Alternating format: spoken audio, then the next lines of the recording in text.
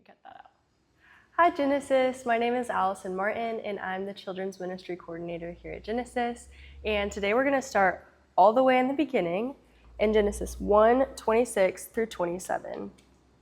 Then God said, "Let us make man in our image, after our likeness, and let them have dominion over the fish of the sea, and over the birds of the heavens, and over the livestock, and over all the earth, and over every creeping thing that creeps on the earth." So God created man in his own image. In the image of God, he created him. Male and female, he created them. And then we're going to go to 31 of the same chapter. And it says, "And God saw everything that he made, and behold, it was very good. And there was evening and there was morning the sixth day." So we see here that God created humans and that he blessed them and gave them commands. And at the end of all of that, he looked at us and said that we are a good creation. So now we're going to go over to Exodus 3:10 through 12. And it states, "Come, I will send you to Pharaoh that you may bring my people, the children of Israel, out of Egypt."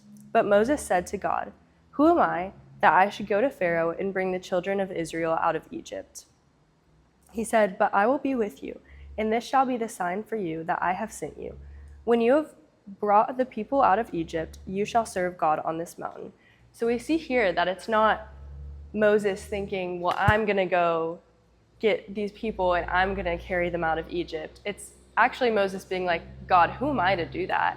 And God's saying, "No, I'm actually pursuing these people. I'm actually going to go get these people out of Egypt and save them." So it's God who's pursuing them, and he's using Moses to do those works. So we know that even though Moses feels like he's not qualified, God qualifies him to do the works of the Lord. And then in Acts 9:1 through 6, we see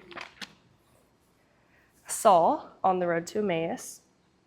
And it states, "But Saul, still breathing threats and murders against the disciples of the Lord, went to the high priest and asked him for letters to the synagogues at Damascus, so that if he found any belonging to the way, men or women, he might bring them bound to Jerusalem. Now as he went on his way, he approached Damascus, and suddenly a light from heaven shone around him. And falling to the ground, he heard a voice saying to him, 'Saul, Saul, why are you persecuting me?' And he said, 'Who are you, Lord?'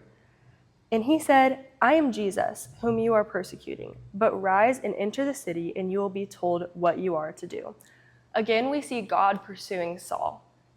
And that's not Saul going to God or feeling like what he was doing was wrong. It's actually God coming to him and saying, "Saul, what you're doing is wrong. What are you doing?" And then changing his life a couple verses later.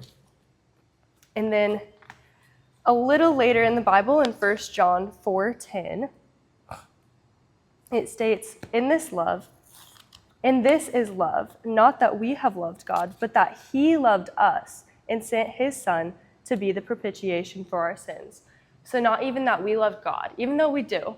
I love God. But it's not even that. It's that God loved us so much that he sent his Son.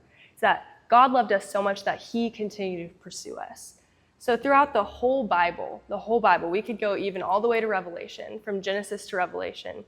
We've gone through Genesis, Exodus, Acts, and 1 John. And throughout all of those stories, it's just a couple of them, we see that God is pursuing humans.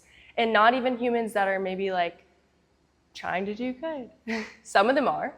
But then there's Saul, who's persecuting. And so he's pursuing us to then serve him. And pursuing us, not even to just serve him, but to love him and that he loves us. So we see throughout the whole Bible that the God who created us in Genesis has never stopped pursuing us and still never stops pursuing us today. So I encourage you guys this week to take a moment and even maybe just sit in silence or sit with some quiet music in the background and ask God, how are you pursuing me? Maybe that I'm not listening to it. What does that look like in my life right now? Because God is pursuing you. So what does it look like for God to be pursuing you in those moments right now in your life in this time period? Because he is still pursuing you today. So I encourage you guys to pray and take some time with the Lord this week to ask him what that looks like in your life right now, and to thank him that he loved us so much that he sent his Son, that he continues to pursue us. So So I hope you guys have a great week.